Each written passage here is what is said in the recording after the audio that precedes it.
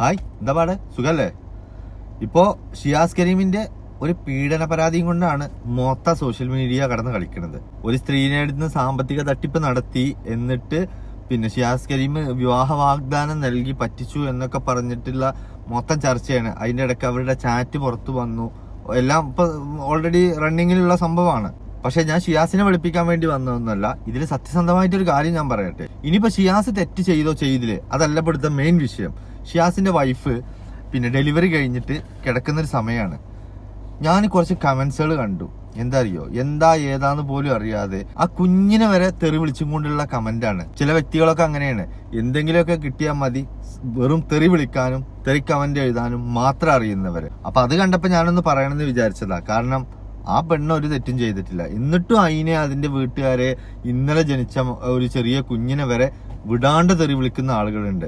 ഇതിന്റെയൊക്കെ പിന്നില് സംഘപരിവാറിന്റെ നല്ല ഒരു കളി നടക്കുന്നുണ്ട് എന്നുള്ളത് എല്ലാവർക്കും അറിയാം. ഷിയാസ് തെറ്റ് ചെയ്തിട്ടുണ്ടെങ്കിൽ ഷിയാസിനുള്ള ശിക്ഷ കിട്ടണം. അതിലൊന്നും എനിക്ക് എതിർപ്പില്ല. പക്ഷെ എന്ത് കാര്യത്തിനും ഒരു രണ്ട് വശം ഉണ്ടല്ലോ, അതും കൂടി നമ്മൾ അറിയാൻ ശ്രമിക്കുക. ഞാൻ നിങ്ങൾക്ക് ആദ്യം ഷിയാസ് പറയുന്ന ഒരു വീഡിയോ കാണിച്ചു തരാം. അതൊന്ന് കണ്ടോക്കി. എന്റെ പേരിലൊരു പീഡന പരാതി വരുന്നുണ്ടെങ്കിൽ അപ്പൊ അതിന്റെ ഒരു ചെറിയൊരു ഇതാട്ടോ. ഈ സ്ത്രീക്ക് ഒരു 60 വയസ്സുണ്ട്. എനിക്ക് അവരെ വിവാഹ വാഗ്ദാനം നൽകി പീഡിപ്പിക്കേണ്ട ആവശ്യമില്ല. അത് വേറെ ഇന്ന് പോളി വന്നു കൊഞ്ചാതെ എന്നെ വരില്ലാന്ന്. മരണം വരെ ഞാൻ പറഞ്ഞു, നീ എന്റെ മരണം വരെ ഞാൻ നിന്റെ മരണം വരെ ഉണ്ടാവും. മരിച്ചു പിന്നെ നമ്മൾ ആരും ശല്യപ്പെടുത്തില്ല. 10 ഒരുമിച്ചിട്ടാണെങ്കിൽ നമുക്ക് പരിപാടികൾ പെട്ടെന്ന് ഇവിടെ തുടങ്ങും. കേട്ടല്ലോ. അതായത് ഷിയാസ് കരീം ആദ്യം പറഞ്ഞത് എന്താണെന്നറിയോ? അതായത് എന്റെ പേരിലൊരു പീഡന പരാതി വന്നിട്ടുണ്ട്. ഒരു 10-60 വയസ്സായ സ്ത്രീയാണ് ഇത് കൊടുത്തിട്ടുള്ളത്. അല്ലാതെ എനിക്ക് വേറെ ഇതിൽ പങ്കൊന്നുമില്ല എന്നുള്ളതാ. പക്ഷെ ആ ഷിയാസ് കരീമിന്റെ തന്നെ വോയിസ് ചാറ്റ് പിന്നെ പുറത്തു വന്നു. എങ്ങനെ നിന്നെ സ്നേഹിക്കാൻ ആരുമില്ല, ഞാനുണ്ട് എന്നൊക്കെ പറഞ്ഞിട്ടുള്ള ഇത് വന്നു. ഇതിനെ തുടർന്നിട്ടാണ് ഇപ്പൊ ഷിയാസ് കരീമിന്റെ വീട്ടുകാരെ വരെ തെറി വിളിക്കുന്നത്. ഇനി ഇതിന്റെ മറുവശം എന്താന്നുള്ളത് കൂടി നിങ്ങളൊന്ന് കേൾക്കണം. അത് വേറൊന്നും കൊണ്ടല്ല. ഈ സ്ത്രീ ഇപ്പൊ പറഞ്ഞ എന്തറിയോ, എന്നെ പിന്നെ വിവാഹ വാഗ്ദാനം നൽകി 60-65 ലക്ഷം രൂപ എന്റെ കയ്യിൽ നിന്ന് വാങ്ങിക്കണു. അപ്പൊ അതുകൊണ്ടാണ് ഞാൻ കേസുമായി മുന്നോട്ട് വന്നതും ഈ ചാറ്റ് ഫുള്ള് പുറത്ത് വിട്ടതും എന്നൊക്കെയാണ്. പക്ഷെ ഇതിനു മുമ്പ് ഈ സ്ത്രീ പറഞ്ഞൊരു കാര്യമുണ്ട്, അതും കൂടി ഒന്ന് കേക്ക്. ഞാൻ പൈസ കൊടുക്കുന്നു പറഞ്ഞത് എങ്ങനെ കൊടുക്കുന്നല്ല, അവൻ എന്നെയും ഒരാവശ്യം പറഞ്ഞു വിളിച്ചാൽ ഞാൻ കൊടുക്കാണ്ടൊന്നും നിൽക്കൂല എന്നാ ഞാൻ പറഞ്ഞത്. പക്ഷെ പൈസ വിട്, പൈസയുടെ വിഷയം വിട്, പൈസ ഒരാൾ ഉണ്ട്, ഞാൻ ഉണ്ടായിട്ട് കൊടുത്തു. ഓൻ ചോദിച്ചല്ല, ഓനെന്നെ ബുദ്ധിമുട്ടിച്ച് വാങ്ങിച്ചല്ല, ഞാൻ ഓനോടുള്ള ഇഷ്ടം കൊണ്ട് അവന്റെ ബുദ്ധിമുട്ട് കണ്ടിട്ട് ഞാൻ കൊടുത്തതാ. അത് കേട്ടോങ്ങളെ. അതായത് എന്റെ അടുത്ത് ചോദിച്ചു മേടിച്ചതല്ല, ഞാനായിട്ട് അറിഞ്ഞു കൊടുത്തതാണ്. എന്റെ അടുത്ത് കാശുണ്ട്, അതുകൊണ്ട് ഞാൻ കൊടുത്തു. അല്ലാതെ എന്റെ അടുത്ത് പിടിച്ചു മേടിച്ചിട്ടോ അതല്ലെ പിടിച്ചു പറിച്ചിട്ടോ എന്നെ പറ്റിച്ചിട്ടോ ഒന്നുമില്ലാന്ന് ആ സ്ത്രീ പറയുന്ന വോയിസ് തന്നെയാണ് ഇതിന്റെ മുമ്പത്തെ ഉള്ളത്. ബാക്കി കേൾക്കാം. അതിന് കൊടുത്തത് പോലും പറയാറ്. ഞാൻ നിങ്ങളെല്ലാടെയും പറഞ്ഞാൽ ഞാൻ പറയും ഞാൻ കൊടുത്തില്ലെന്ന്.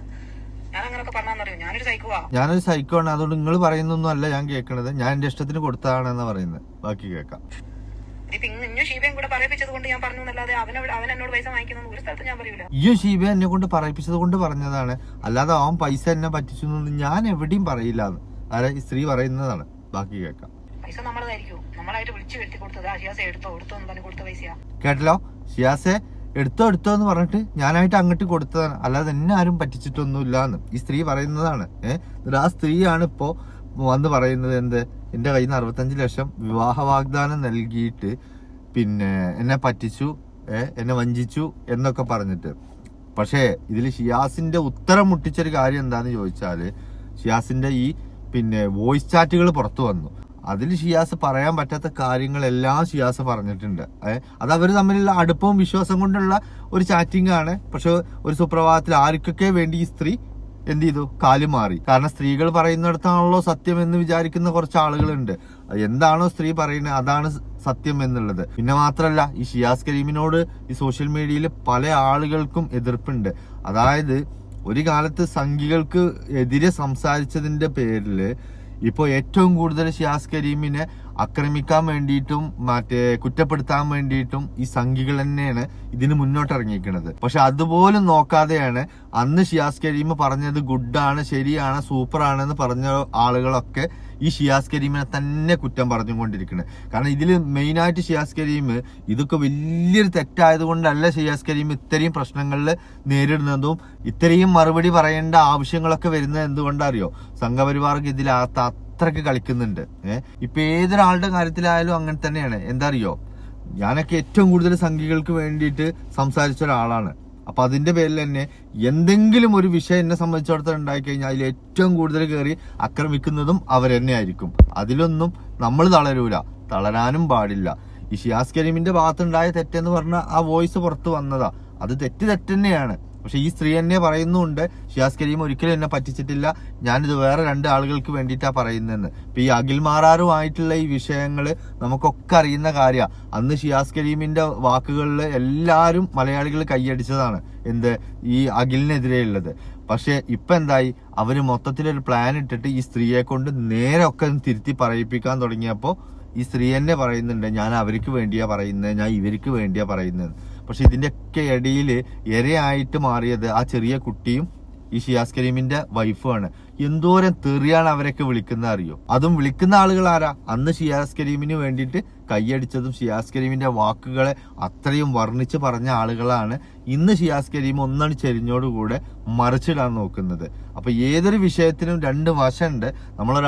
10 ആളൊരാളെ കുറ്റം പറഞ്ഞു വിചാരിച്ചിട്ട് 11ാമത്തെ ആള് നമ്മള് പറയണമെന്നില്ല. നമ്മൾ അതിന്റെ ശരി എന്താ തെറ്റെന്താന്നുള്ളതൊന്ന് മനസ്സിലാക്കാനുള്ള ഒരു ബുദ്ധി അത് നമ്മൾ സ്വയം കണ്ടെത്തണം. അത് വേറെ ആരും പറഞ്ഞു തരണമെന്നൊന്നുമില്ല. അതുകൊണ്ട് ബാക്കി കേൾക്കാം.